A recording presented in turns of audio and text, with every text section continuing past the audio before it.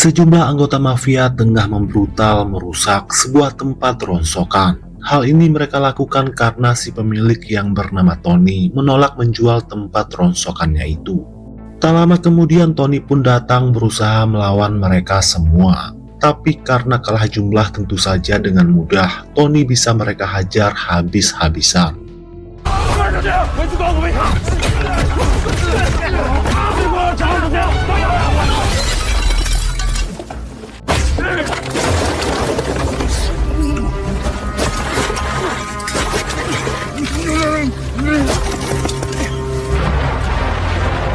Pada adegan lain kita diperkenalkan dengan Lee. Lee adalah seorang petugas polisi yang begitu sangat dihormati. Karena Lee merupakan master bela diri yang sangat sulit untuk dikalahkan dalam hal berbaku hantam. Selain jago berbaku hantam, Lee juga dikenal sebagai sosok polisi yang sangat jujur dan baik hati. Saat ini Lee sedang dalam misi menangkap seorang bandit. Kemudian Lee menghampiri si bandit yang sedang asik makan bakso. Lalu dengan santainya Lee menuang sambal ke dalam piring bakso si bandit. Jelas si bandit sangat marah hingga terjadilah perkelahian.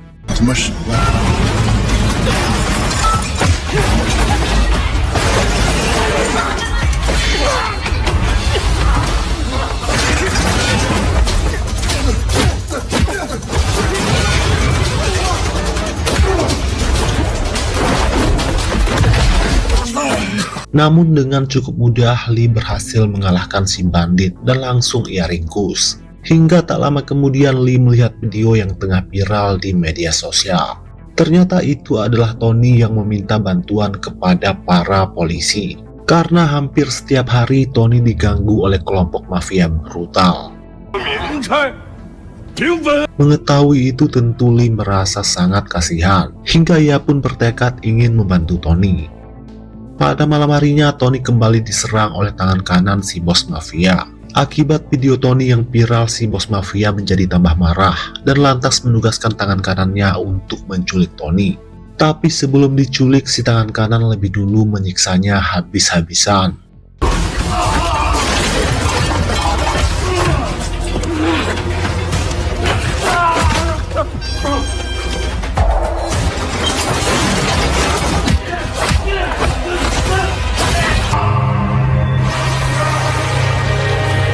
Hingga di keesokan harinya, Lee dan anak buahnya mendatangi kediaman Tony. Tapi sayangnya Tony telah menghilang entah kemana. Di tempat itu Lee hanya melihat bekas darah dan keadaan rumah yang sudah berantakan. Hingga Lee pun dapat menyimpulkan kalau Tony sudah diculik oleh kelompok mafia tersebut. Dampak dari video Tony yang viral karena meminta bantuan para polisi.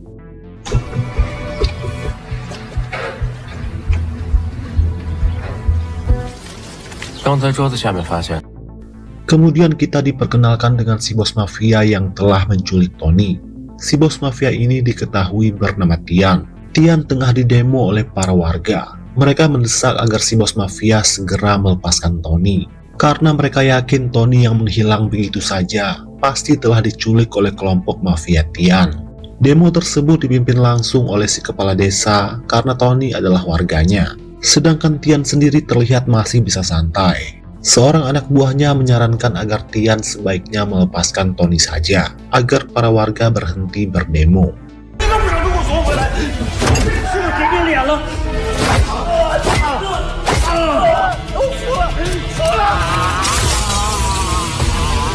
Tapi Tian yang tidak suka diatur-atur menjadi sangat emosi dan langsung menghajar anak buahnya itu.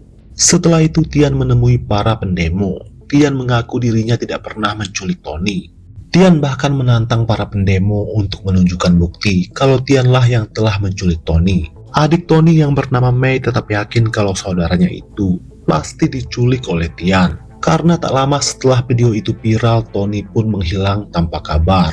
Namun Tian yang tak mau ambil pusing langsung pergi dari sana. Tak jauh dari sana terlihat Lee dan anak buahnya sedang melakukan pemantauan. 下播的征地拆迁款。1 jam kemudian Lee mendatangi si kepala desa di kantornya. Lee bertanya tentang apakah demo tadi. Namun si kepala desa memilih untuk bungkam. karena dirinya mulai khawatir akan bernasib sama dengan Tony yang menghilang tanpa kabar. 其他村民就没有意见？ 不可能没意见的。 Di waktu yang sama anak buah Lee melapor terkait beberapa orang warga yang baru saja menjadi korban penganiayaan. Mendengar itu, Lee dan para anak buahnya langsung meluncur ke TKP. Setibanya di sana terlihat para korban masih selamat, tapi dalam kondisi sekarat dan masih syok. Lee berusaha menggali informasi dari mereka terkait siapa yang tega melakukan ini semua. Tapi para korban yang masih syok dan ketakutan memilih untuk bungkam. 3 hari kemudian para anak buah Tian kembali membuat onar. Kali ini mereka mengobrak-abrik toko milik seorang kakek tua. Tujuan mereka melakukan ini karena si kakek menolak menjual tanah lahannya dengan harga yang murah.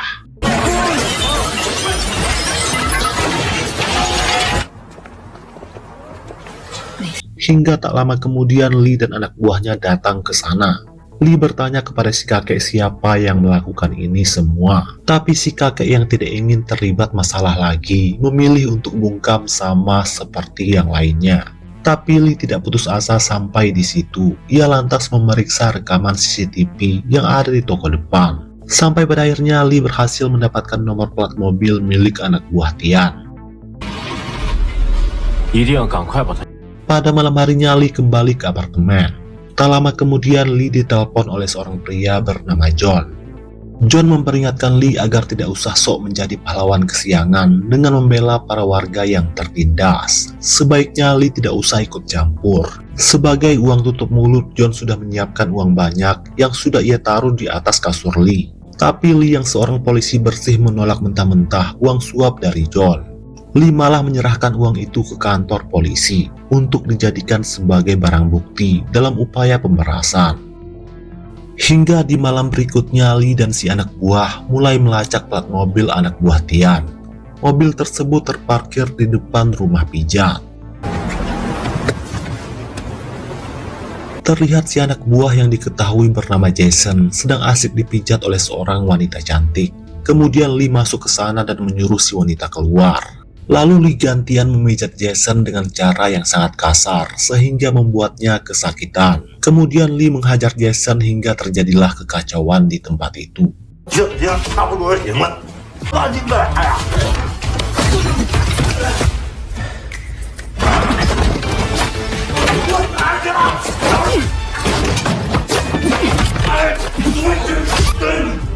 Para anak buah yang lain datang untuk membantu, namun dengan cukup mudah Lee mampu meratakan mereka semua.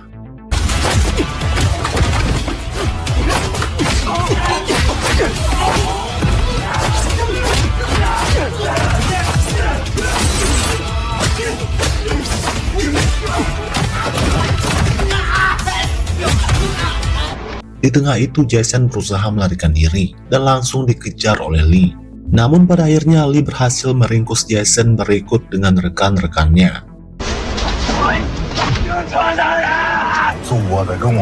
Dari ponsel Jason, Lee akhirnya mengetahui kalau bos mereka adalah pemilik tempat karaoke. Hingga malam itu juga Lee dan para anak buahnya mendatangi tempat karaoke tersebut. Setibanya di tempat itu, Lee dan para anak buahnya langsung berpencar agar lebih mudah mendapatkan informasi. Kemudian seorang pelayan wanita menghampiri Lee yang ia kira ingin memesan kamar untuk karaoke. Lee lantas mengeluarkan lencana polisinya dan meminta si pelayan wanita mempertemukannya dengan si bos. Mau tidak mau si pelayan wanita ini terpaksa menuruti keinginan Lee.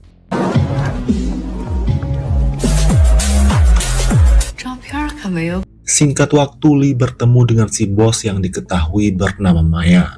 Maya menjelaskan kalau di tempat ini dirinya hanya menjabat sebagai manajer. Bos besar yang sebenarnya ternyata adalah Tian. Apabila Lee ingin bertemu dengan Tian, Lee harus datang ke rumah pribadinya. Di sini akhirnya Lee mengetahui kalau dalang utama yang sudah mengintimidasi para warga ternyata adalah Tian. Hingga di keesokan harinya Lee mendatangi Tian seorang diri di kediamannya. Tian yang sudah menunggu kedatangan Lee langsung menyiapkan makan siang yang enak. Secara baik-baik Tian bertanya kepada Lee apa tujuan dirinya datang ke sini. Li menjawab dirinya sudah mengetahui kalau Tian adalah dalang utama yang suka menindas para warga untuk merampas paksa tanah lahan mereka dengan harga yang sangat murah. Li juga sangat yakin orang yang berusaha menyuapnya kemarin adalah orang suruhan Tian. Tian yang tadinya bersikap ramah sekarang malah menjadi marah besar. Tian mengaku kalau semua yang dituduhkan oleh Li memang benar adanya. Akan tetapi Li tidak bisa menangkap Tian karena dirinya memiliki backingan yang sangat kuat. Selain itu, pihak kepolisian masih belum mempunyai bukti yang akurat untuk menangkap Tian.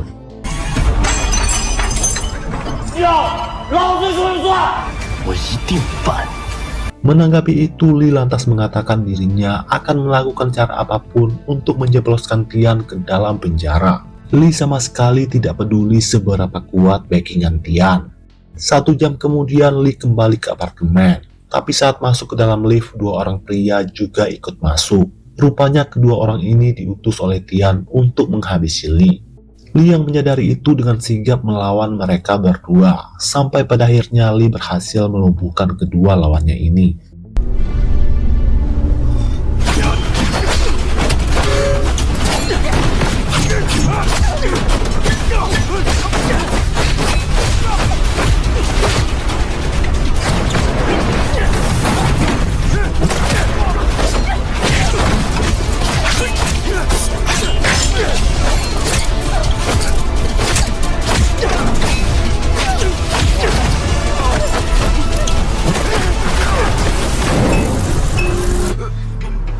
Di keesokan harinya, Li memberitahu rekan-rekan polisinya terkait dalang utama yang mengintimidasi para warga. Orang tersebut tak lain adalah Tian, si bos mafia yang paling berpengaruh di kota ini. Namun sayangnya sampai saat ini Li masih belum memiliki bukti yang akurat untuk bisa meringkus si bos mafia tersebut. Namun Li tidak akan putus asa untuk mencari cara menjebloskannya ke dalam penjara. Berpindah ke Mei, yaitu adik Tony. Mei memohon kepada Santi, yaitu seorang pelayan karaoke, agar mempertemukan dirinya dengan Tian. Karena Mei masih sangat yakin kalau saudaranya, yaitu Tony, diculik oleh Tian. Maka dari itulah Mei akan melakukan cara apapun agar Tian mau melepaskan saudaranya. Santi yang merasa kasihan pada akhirnya setuju mempertemukan Mei dengan Tian.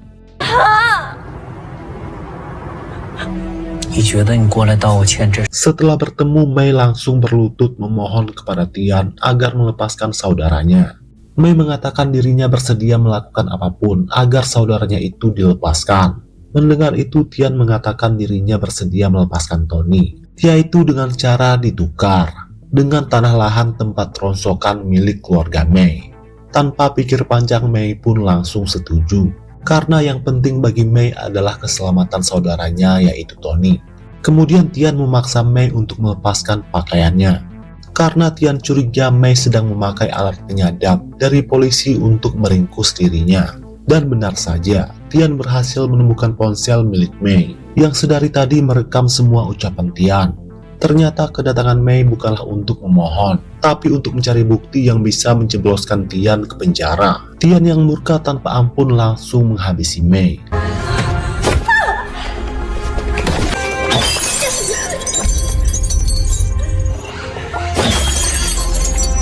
Di keesokan harinya, mayat Mei ditemukan mengambang di dalam sungai. Penemuan mayat Mei tentu membuat geger semua warga.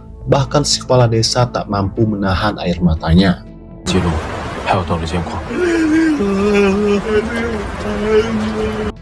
Berpindah ke Maya, yaitu si manajer karaoke. Maya menemui Santi, salah seorang anak buahnya yang membantu mempertemukan Mei dengan Tian. Rupanya malam itu Santi menyaksikan Tian menghabisi Mei dengan cara yang brutal. Maka dari itulah Maya meminta Santi agar selalu tutup mulut. Karena apabila Santi sampai berani mengadu ke polisi atau ke siapapun, maka kemungkinan besar Santi juga akan bernasib sama dengan Mei, yaitu dihabisi oleh Tian. Sementara itu, Tian bersama ibunya dan juga si tangan kanan sedang melayat makam ayah Tian. Si ibu memohon kepada Tian agar segera bertobat dan tidak usah bersikap kejam kepada para warga. Tapi Tian menolak. Karena semua ini ia lakukan adalah untuk mencari keadilan untuk ayahnya. Rupanya ayah Tian dihabisi oleh salah seorang warga saat Tian masih kecil. Dan sampai saat ini pelakunya masih belum ditemukan karena identitasnya masih tidak diketahui. Maka dari itulah Tian pun bertekad untuk balas dendam dengan bersikap kejam kepada para warga. Karena Tian sangat yakin kalau pelaku pembunuh ayahnya ada di antara mereka semua. Di keesokan harinya, tangan kanan Tian mendatangi Santi di kediamannya. Hingga tanpa ampun si tangan kanan langsung menghabisi Santi. Karena Tian khawatir cepat atau lambat Santi akan membongkar pembunuhan Mei yang dihabisi oleh Tian. Sementara itu Tony masih dikurung di suatu tempat. Ternyata Tony tidak dikurung di markas Tian, tapi di tempat si kepala desa. Si kepala desa beralasan kalau ini semua ia lakukan demi kebaikan Tony sendiri. Tony lantas bertanya apakah adiknya yaitu Mei baik-baik saja. Si kepala desa sengaja berbohong berkata kalau adik Tony baik-baik saja. Padahal Mei sudah tewas dihabisi oleh Tian.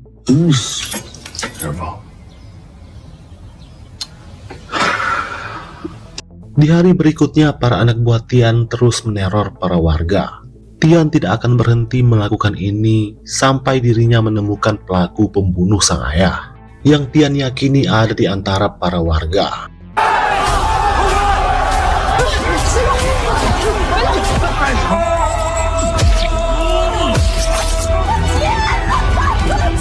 Di malam berikutnya terlihat Maya sedang bersiap-siap akan bercocok tanam dengan si kepala desa.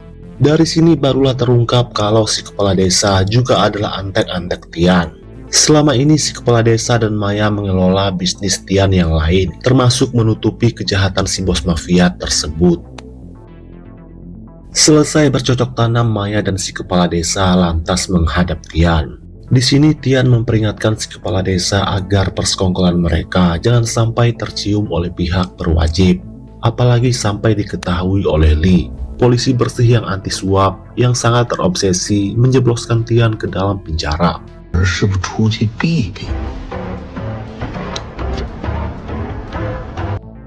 Di hari berikutnya, Li mendatangi Maya, yaitu untuk bertanya terkait kematian anak buah Maya yaitu Santi.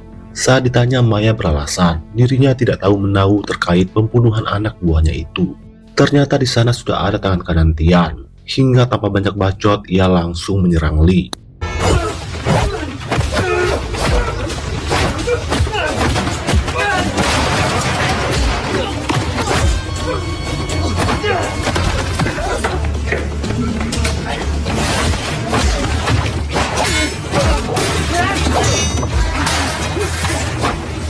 Li cukup kewalahan dalam menghadapi lawannya kali ini, karena ternyata tangan kanan Tian juga adalah ahli bela diri sama seperti Li.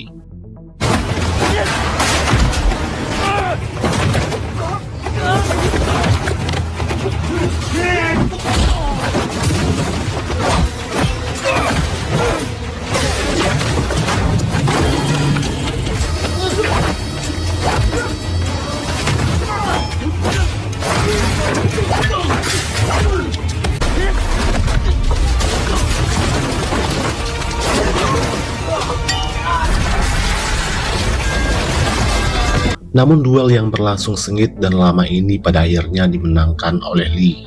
Akibat dari penyerangan ini, polisi akhirnya punya alasan kuat untuk meringkus Tian, karena yang menyerang Li adalah tangan kanan Tian.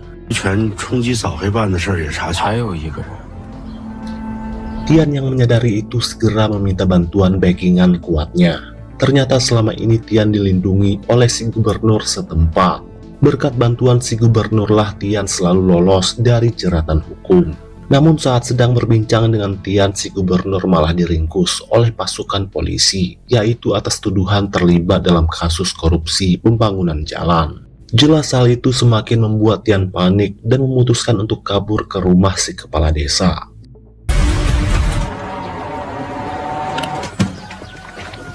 Setibanya di sana, Tian langsung memaksa si kepala desa menyelundupkan dirinya ke kota sebelah.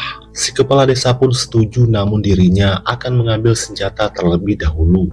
Tony yang masih dikurung di rumah si kepala desa tak sengaja mendengar suara Tian. Saat itu juga ia keluar dari sana untuk menyerang Tian. Si kepala desa yang menyadari itu, ia berusaha menghalangi Tony. Tapi Tony tak peduli karena dirinya sangat kecewa kepada si kepala desa yang telah mengkhianati para warga. Namun tiba-tiba Tony diserang oleh Tian dari arah belakang. Kemudian Tian bersiap-siap ingin menghabisi Tony. Lalu Tony memberitahu Tian kalau yang membunuh ayahnya dulu ternyata adalah si kepala desa. Mendengar itu seketika Tian menjadi sangat murka. Hingga tanpa ampun ia langsung menghabisi si kepala desa. Setelah berhasil menghabisi si kepala desa, sekarang Tian sudah bisa hidup dengan tenang.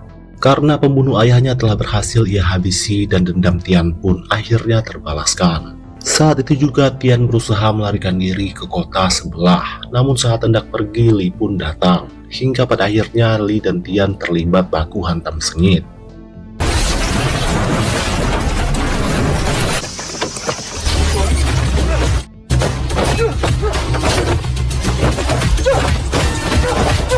Dan tanpa disangka ternyata Tian juga adalah seorang ahli bela diri, sehingga Li cukup kewalahan dalam melawannya.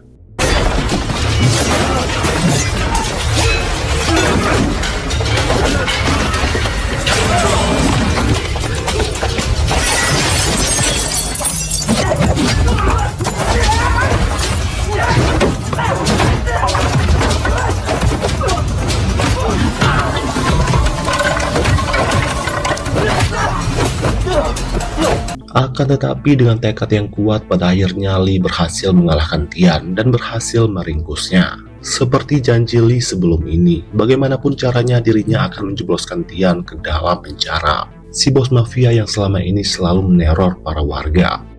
Seminggu kemudian Tian dijenguk oleh ibunya di penjara. Lalu si ibu memberitahu Tian sebuah rahasia besar. Ternyata dulu si ibu berselingkuh dengan si kepala desa. Bahkan si kepala desa tega menghabisi ayah Tian agar bisa bersama dengan si ibu. Namun tetap saja si ibu dan si kepala desa tidak bisa hidup bersama karena keluarga masing-masing menentang hubungan mereka berdua. Walaupun saat itu si ibu tengah mengandung anak si kepala desa yang tak lain adalah Tian. Mendengar itu tentu Tian sangat marah. Dirinya sama sekali tidak menyangka telah menghabisi ayah kandungnya sendiri, yaitu si kepala desa. Tapi penyesalan selalu datang terlambat hingga film pun selesai.